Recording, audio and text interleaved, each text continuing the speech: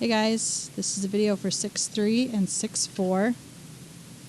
It's basically both sections are word problems and then some more word problems where you have to decide what style of solving equations that you're going to use based on reading the word problems and writing equations. So sometimes, like in the example problem for 6.3, you're going to get standard form, okay, and then you would use elimination if you have standard form, okay, but problem 2, and for the purposes of this video, guys, I am just setting stuff up. You know how to do the solving part. Rachel needs to print some of her digital photos.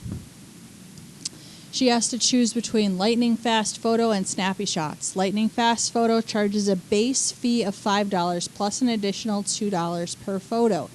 Well, that's not the kind of equations that we set up last class, because that $5 base fee, that's a one-time fee. That's like a y-intercept, your b of mx plus b. 0.20 per photo, that's like your rate of change. So her cost is going to be 20 cents per photo plus $5. Then you've got, and that represents lightning fast photo. Do yourself a favor and at least label those in some way. Okay, then the other equation is snappy shots, the other photo place, snappy shots, and their charges, or her cost is going to be a base of 7, so that's the B, and 10 cents per photo, so that's a rate of change. So 0.10 per photo plus 7. So it says determine the number of photos for which both stores will charge the same amount. So that's the first part we're going to do. Okay. Now, since both of these equations are set up in y equals mx plus b form, so they're both equal to c, so they're both equal to each other. So that means 0.20p plus 5 equals 0.10p plus 7. And then you would go through the process of solving this, which I'm going to kind of rely on you to know how to do. All right, I don't want to take up video time doing that. And you get basically that p is 20. Then you're gonna sub in, and you're going to find out. So we're going to find out that p is 20, and we're going to find out that our cost at that point is $9. Okay, so you do the algebra, but those are the two answers. So the next part of it asks for you to explain which store Rachel should choose depending on the number of prints she needs to make. So the easiest way to do that is use an easy value like 1.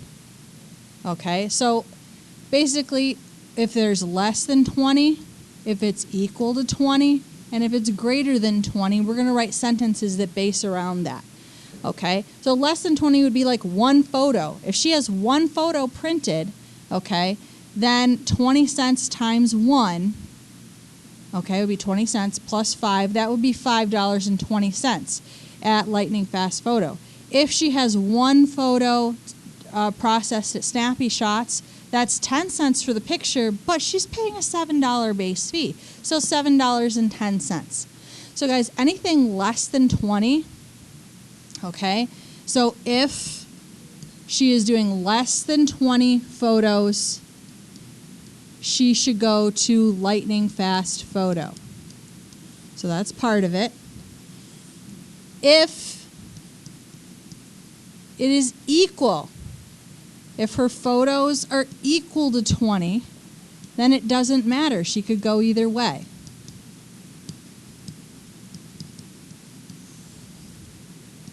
But if it's greater than 20,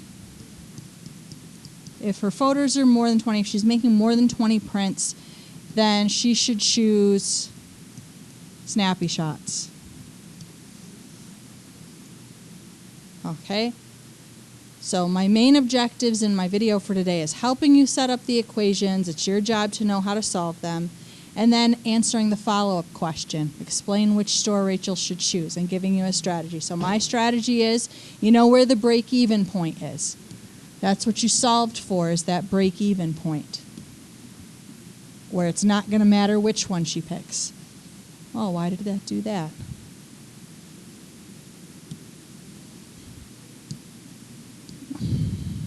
I want to highlight that. There we go. So that's our break-even point. And then I just pick a value of something easy like 1 and pick, what would it be if she printed 1 photo? That helps me to find the less than 20.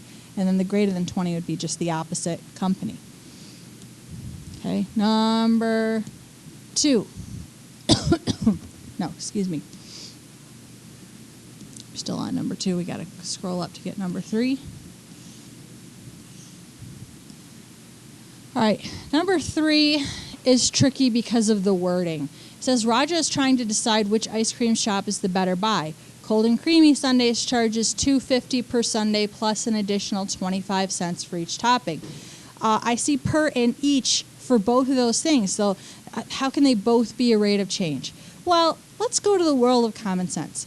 Guys, you've been to places like Sweet Frog before, or Cold Stone Creamery or something like that.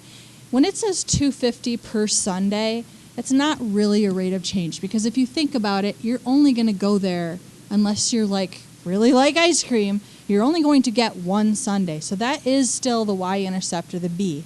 But you're probably going to get more than 1 topping. So that ends up being your rate of change. All right. So the cost equals $2.50. No. I'm writing it in the order of the words, and I don't mean to do that.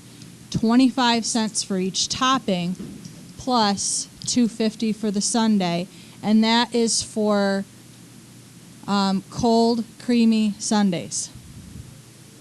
All right. Then we have colder and creamier sundaes, and they charge $1.50 per sundae. But remember, you're only ever buying 1 sundae. That's a one-time fee, and 50 cents per topping. All right.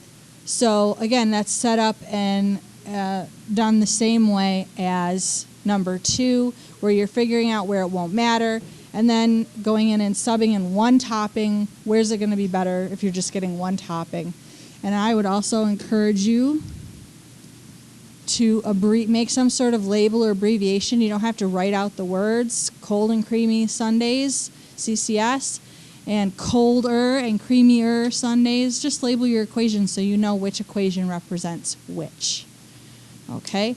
So, and the equation after this, or the problem after this, we've got Marcus selling t-shirts at the state fair. He brings 200 shirts to sell. He has long sleeve and short sleeves. Okay, so I'm going to say that however many long sleeves he brings and however many short sleeves he brings, that's 200 total shirts. On the first day, he sells half of his long sleeves and 1/3 of his short sleeves for a total of 80 shirts.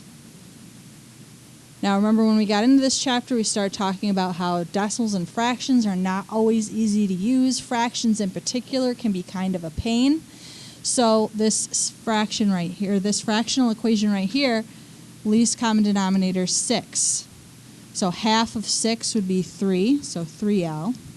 6 times 1/3 would be 2, so 2S. And don't forget 6 times 80 is 480. Okay, then we have this other equation we're going to use for elimination.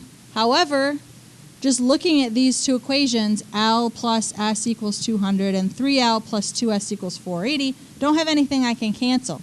So before while I'm multiplying equations, I might as well take this one and multiply it by either -3 or -2. It doesn't matter mathematically which one you pick, but I would say, my advice is always smaller numbers make less work or easier work. So I'm going to multiply by -2 because that will give me a -2s to go with my positive 2s. -2 times 200 is -400, and I bet you can go from there. Okay?